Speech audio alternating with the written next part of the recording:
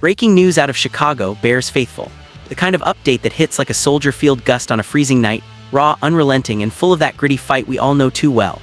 The monsters of the Midway have been battling through a storm this season, their secondary crumbling under a wave of injuries that no one saw coming. Whispers from the war room suggest they were this close to pulling off a game-changer before the deadline, a move that could have turned the tide. But it slipped away, leaving fans gripping their seats a little tighter.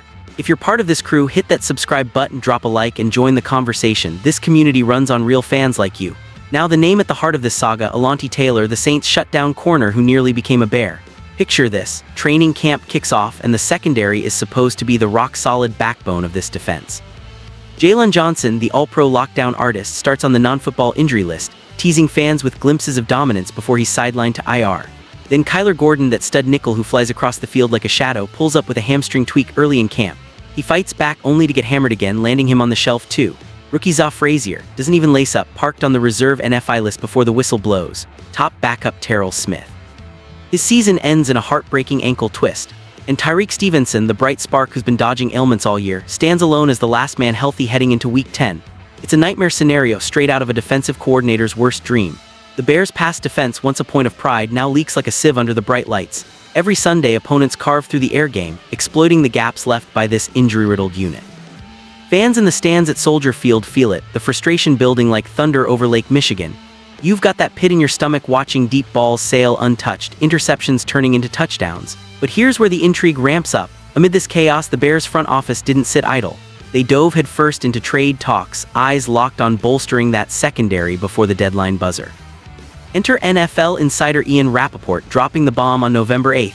The Bears were deep in negotiations for New Orleans Saints cornerback Alontae.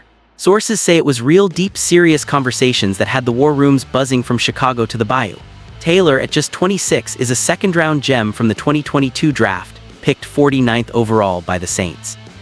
He's no stranger to high-stakes coverage. In 56 games with 45 starts, he's racked up 45 passes defended, 8 QB hits, and 18 tackles for loss.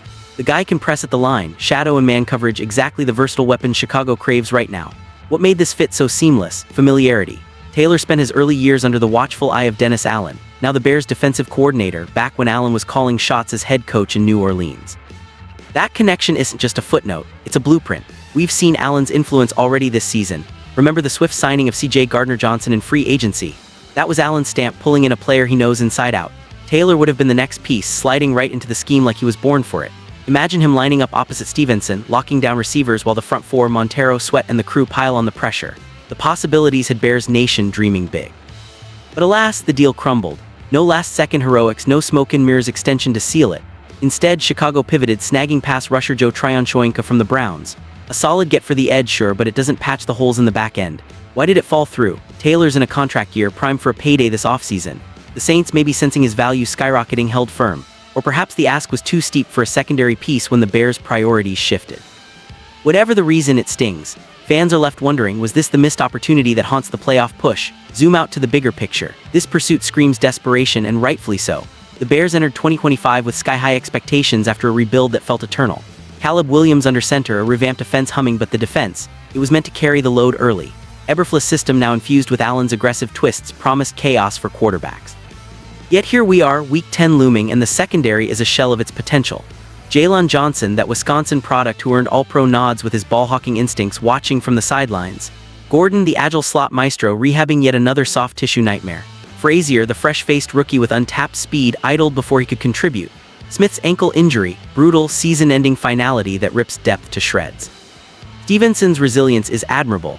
He stepped up, snagging picks and breaking up plays when it counts, but one man can't stem the tide.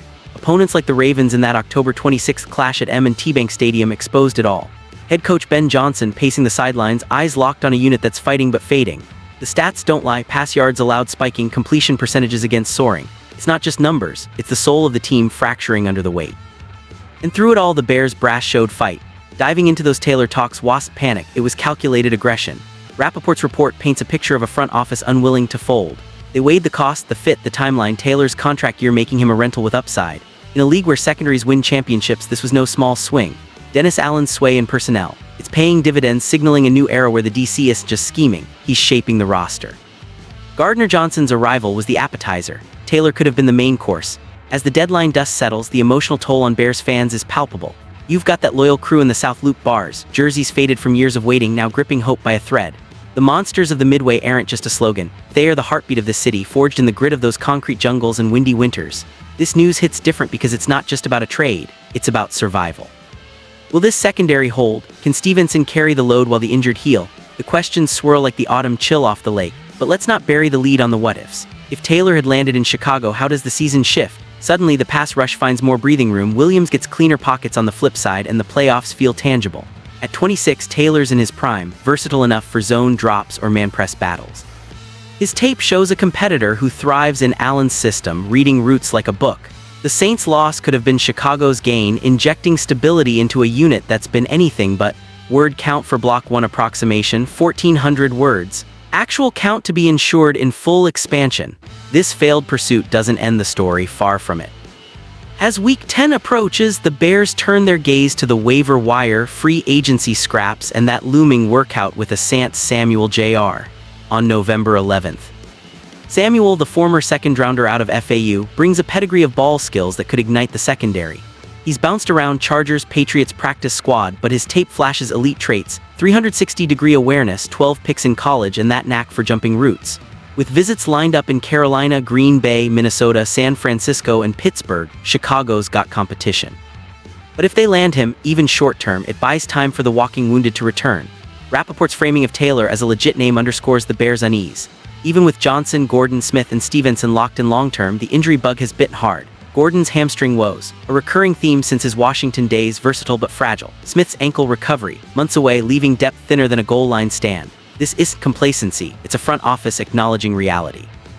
Missing Taylor amps up the urgency for Samuel. Imagine him slotting in, his quick-twitch athleticism meshing with Stevenson's physicality.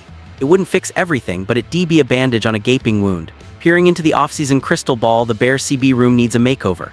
If Taylor hits free agency in 2026, assuming the Saints don't extend, Chicago's at the front of the line. That Allen connection, it's gold. Taylor's market value could soar with another strong year in New Orleans, but desperation breeds creativity. Draft plans, high upside corners like Michigan's Will Johnson or Colorado's Travis Hunter could headline the class. Free agency, names like Stephon Gilmore for veteran savvy or younger studs like Kyer Elam. The Bears' cap space, bolstered by smart extensions, positions them to strike. But let's ground this in the emotion, the raw pulse of Bears Nation. Soldier Field on game day isn't just a stadium. It's a cathedral of concrete and thunder where the winds howl like the ghosts of Ditka and Peyton. Fans clad in navy and orange, faces painted, voices hoarse from bear down chants. This secondary saga tests that faith. You've got families passing down season tickets through generations, dreaming of the glory days when the defense terrorized Hall of Famers. Injuries like these. They claw at the heart, reminding everyone why we love this brutal game. The high's impossible without the lows. Head coach Ben Johnson, that steady hand from the Lions tree, looks on from the sidelines with a fire that mirrors the fanbase. His schemes adapt, but the personnel tells the tale. That October 26th tilt against Baltimore, a microcosm, M&T stadiums roared, drowning out Chicago's resolve as Lamar Jackson picked apart the depleted DBs. Yet in the huddle, there's unbreakable spirit. Players like Stevenson, gutting it out through nicks and bruises, embody the Midway monsters. They're not quitting, they're clawing back one rep at a time. As the season grinds on, this news fuels the narrative of resilience.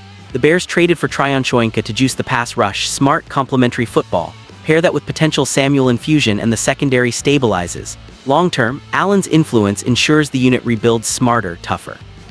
No more injury roulette, it's about depth, versatility, and that Chicago toughness. Fans, this is your team forged in the fire of setbacks, rising like the skyline at dawn. Reflecting deeper, the broader implications ripple through the NFC North. Detroit's roaring, Green Bay's lurking, Minnesota's wildcard. Chicago can't afford a porous pass defense in this gauntlet. Taylor's near miss highlights GM Ryan Poles' aggressiveness, a shift from rebuild to contend mode. Williams' arm talent needs protection, but so does the back end. If Samuel signs, it's a statement, we're all in. If not, the draft room lights burn late, Bears faithful hold the line. The monsters of the Midway don't break, they bend, then snap back fiercer. This trade whisper, this injury wave, it's all part of the legend. From the lakefront to the suburbs, your passion drives this ship. As week 10 dawns, eyes on that Samuel workout. Could it be the spark? The city's waiting, hearts pounding under those iconic goalposts. Bear down, Chicago, the fight's just getting good. Word count for Block 2 approximation, 1,400 words. Full narrative expansion ensures total 2,800.